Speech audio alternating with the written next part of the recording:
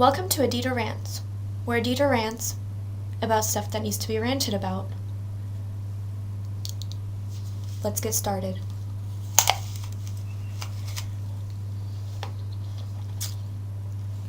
I said let's get started.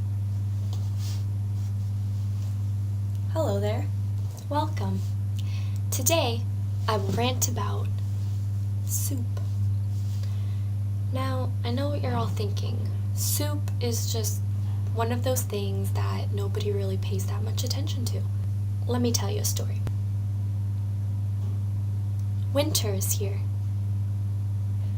Still, it's been here.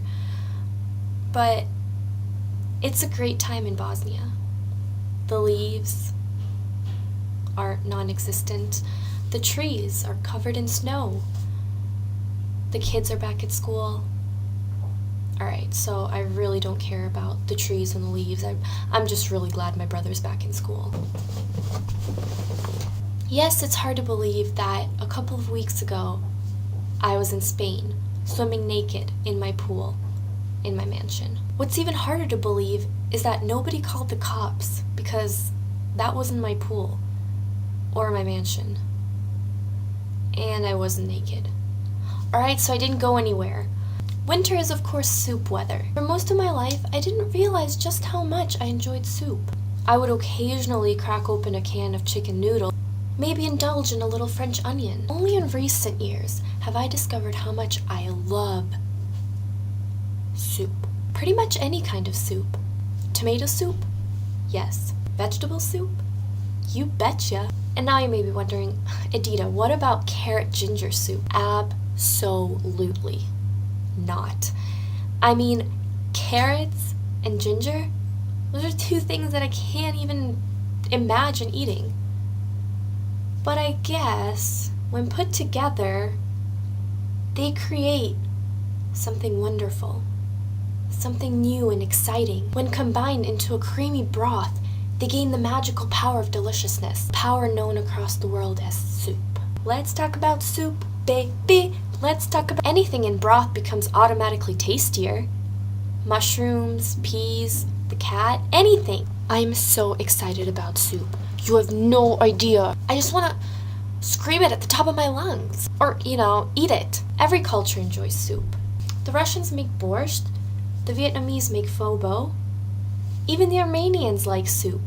And they don't like making anything. Also, soup features heavily in popular entertainment. Think about every successful movie of the last 50 years. Chances are, at least a couple of them had soup in them. Now, I'm not saying soup is responsible for the success of these movies, but they did play a role.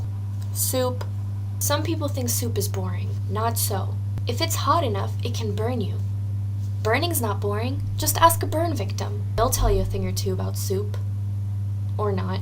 Mostly burning. They'll tell you a lot about burning and how it's not boring. In fact, during the Middle Ages, castle guards used to throw boiling cauldrons of soup at their enemies. Okay, so historians might disagree about that previous statement because it's not true, but it's possible. I think of soup as a future food, right?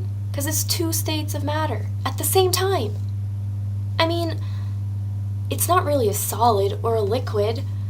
It's the best of both. A food you can drink and a liquid you can chew. It's like someone from the 25th century sent us a care package.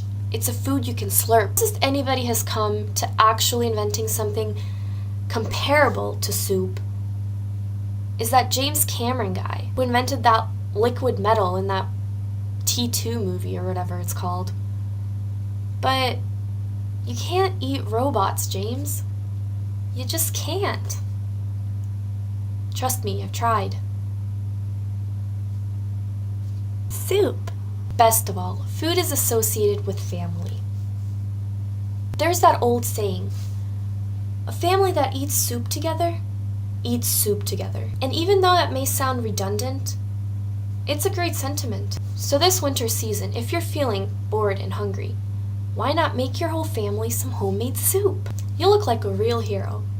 And also, you make it for cheap, which is really good if you have a shopping addiction like me.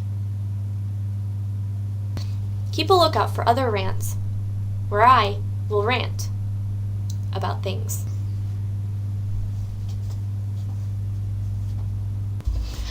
If you like this video, please subscribe, share, like, or comment, and save yourselves. So, if you would like to see future rants, please tell me so, and give me some suggestions of what I should rant about. And don't tell me I'm weird, because I'm not, alright? I'm perfectly normal.